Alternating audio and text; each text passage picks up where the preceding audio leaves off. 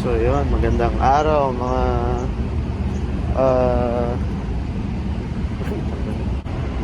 Will you please repeat it? so magandang araw everyone, ano.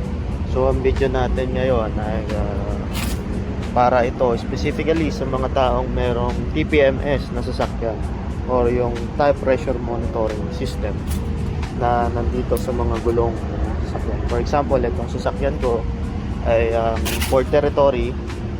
So sa video na to, ituturo ko kung paano mag-program ng TPMS gamit yung mga tools na matagal ko nang nabili o meron ako. Isang OBD scanner at TPMS tool from Think Car. So ipapakita ko sa inyo mamaya kung ano yun. So sa mga previous video ko, meron na akong pinakita unboxing ng aking mga scanner.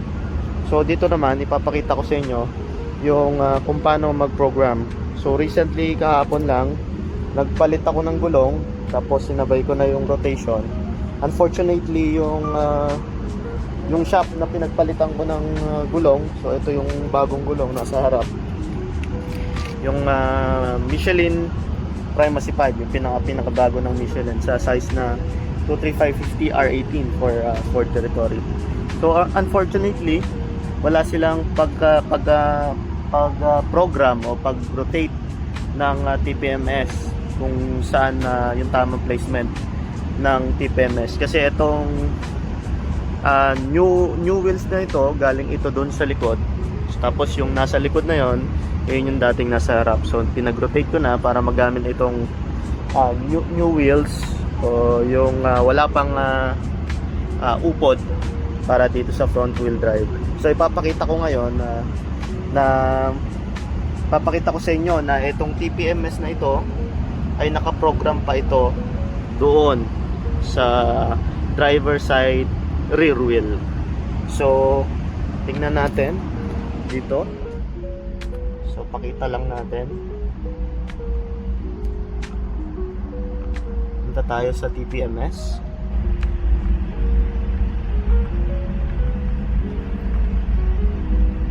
So yan, sa tire info, kung makikita nyo dyan,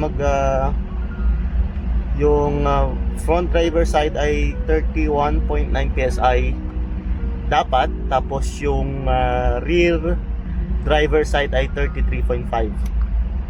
So ipapakita ko sa inyo na nare-read nung 33.5 is yung nandun sa harap na kalilipat lang, yung kakarotate. So tandaan niya 33.5. Okay? So yung babawasan kong hangin is etong nasa harap. So babawasan ko siya hanggang 30 or 29.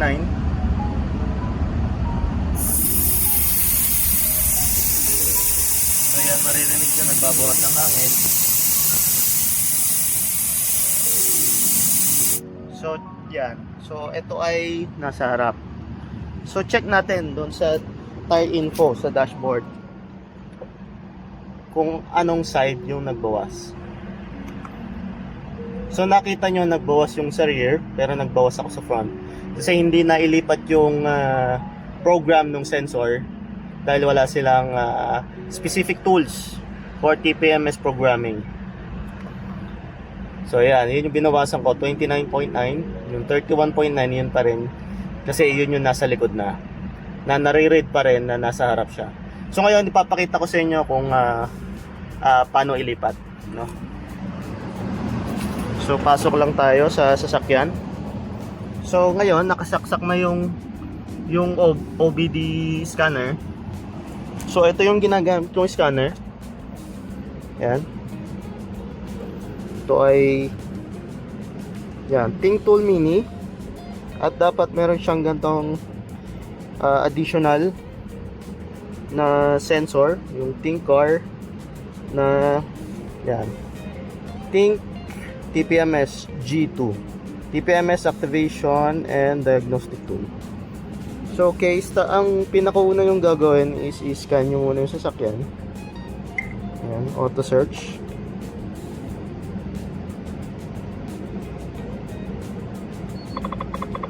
So, isa-search niya yung sasakyan. Yan. So, sa scanner, lumalabas yung Ford Territory as Ford Expedition. So, yun lang yung gagawin nyo. Kailangan ma-read lang ng scanner yung kung anong sasakyan at VIN number or yung VIN nung sasakyan. Tapos, end mo lang yung session. Kasi ang next na gagawin mo is bubuksan na natin itong yan, yung TPMS diagnostic tool at i-pair natin siya dito sa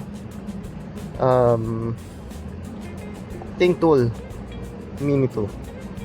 So yan, naka-open na siya. Bukas natin yung module, click natin yung TPMS, tapos connect natin yung so yun, magko-connect na silang dalawa. Okay? Ngayon hahanapin natin kung anong sasakyan yung i-program natin. So since ano to ay base ito sa Yusheng S330 China car. So hanapin natin yung Yusheng or sa JMC.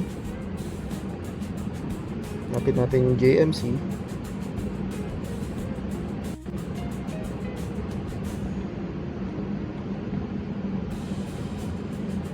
Yan, JMC.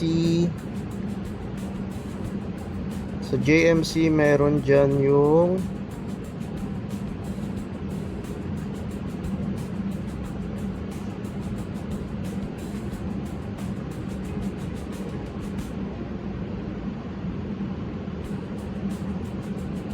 yan, si U-Wins pala. U-Wins, no? Kasi ang importante dyan yung ito, yung 43 MHZ, no? So i-read natin ngayon. So ayan, i-read natin kung ano yung nakalagay dyan. So front left. So ito yung nakalagay sa front left. So nakalagay, please press up and down to switch tire and position and press OK to activate. So ilalapit lang natin sa TPMS, no? Tapos front left, so ito yon, click na natin ng OK. So yan, nagbabibrate siya, na-activate. So yon, pumasok na, no? Front left. Okay, tapos press down lang tayo. Sabi naman ay front right. Punta tayo sa front right.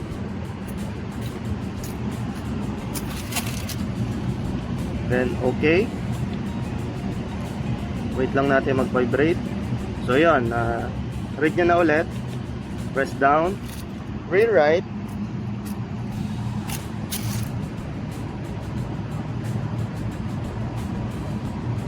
Okay. So na-read nyo na ulit. Tapos lastly is rear left.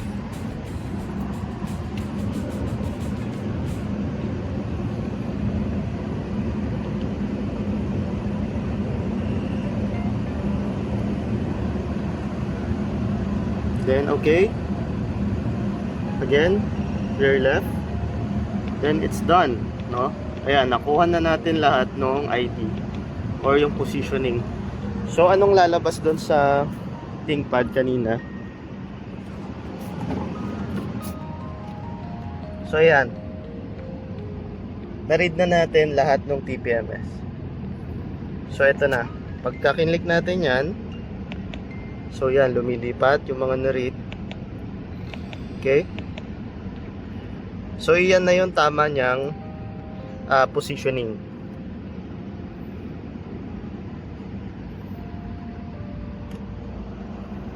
Okay. So dito, makikita natin, hindi pa siya lumilipat. Saan yung kanina? Yan, hindi pa siya lumilipat. Dahil ang gagawin natin dyan is, yan, magre-relearn tayo.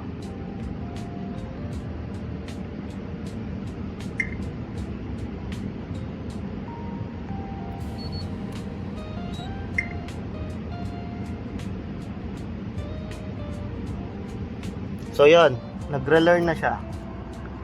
So ganun lang siya kabilis. Makikita mo mawawala na yung mga tire info niya, magre-reset siya. So yon, at lalilitaw dito sa Think Tool Mini is sensor learning succeeded. So okay mo lang. So para lumabas itong mga new placement niya or yung babasa ng TPMS. So makikita nyo dyan, makikita nyo na lumabas yung fault. So nag-zero. Test drive lang natin siya. Kumbaga iikot lang natin siya saglit. So ayan, ibalik ko lang yung takip ng TPMS. So remember, ito ay nasa 29, no, yung kanina 29 to 30, no, 29.9, ito yung nasa harap. So na-read to kanina, nasa likod. Ngayon, kailangan ma-read ito ngayon na nasa harap na siya. So, let's check. Start natin yung sasakyan.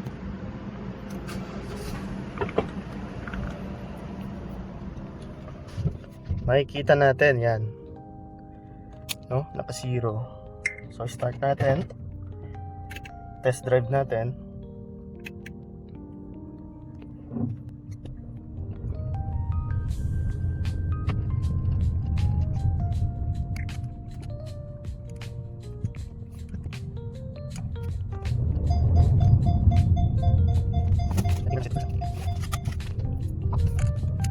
So, yan, ready ka. So, kailangan ipin natin please mabot ng 50 kph para maging pinas. Okay? Pwede na tayo.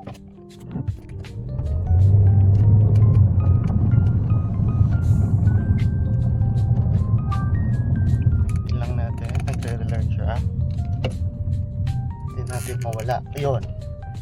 So, yun, nakita nyo, nawala na yung fault ng TPMS. Tapos, so yan, lumipat na sa harap. No, yung kaninang binawasan natin ng hangin. So makikita nyo yung placement, no? Yung 32 kanina na nasa harap. So yun, nasa likod na siya. Again, pakita ulit natin. Wala na siyang fault. And yung binawasan natin ng hangin nandun sa harap. So yun, dadagdagan ko lang ulit to ng hangin. At ipakita ko sa inyo na idadagdagan ko siya ng hangin. So again, balik lang tayo sa parking.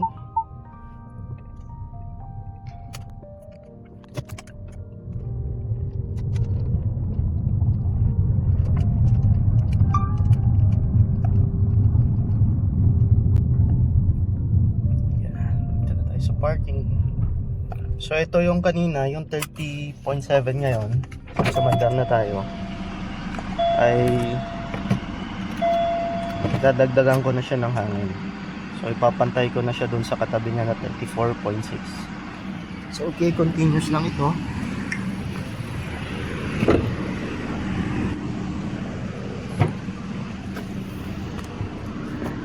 Kunin ko lang itong aking portable inflator. So lalagyan natin siya ng hangin na 34.5.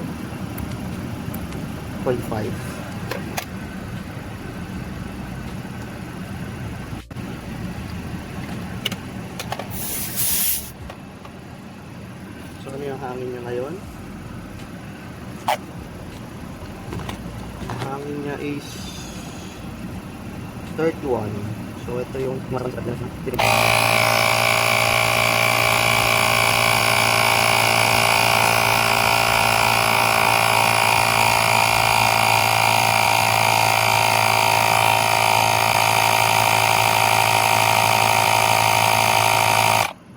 so yan, 34.5. Wow naman! Wow! Wow! Sarado natin. Check natin kung naging lumapit ba siya sa 34.5 yung harap.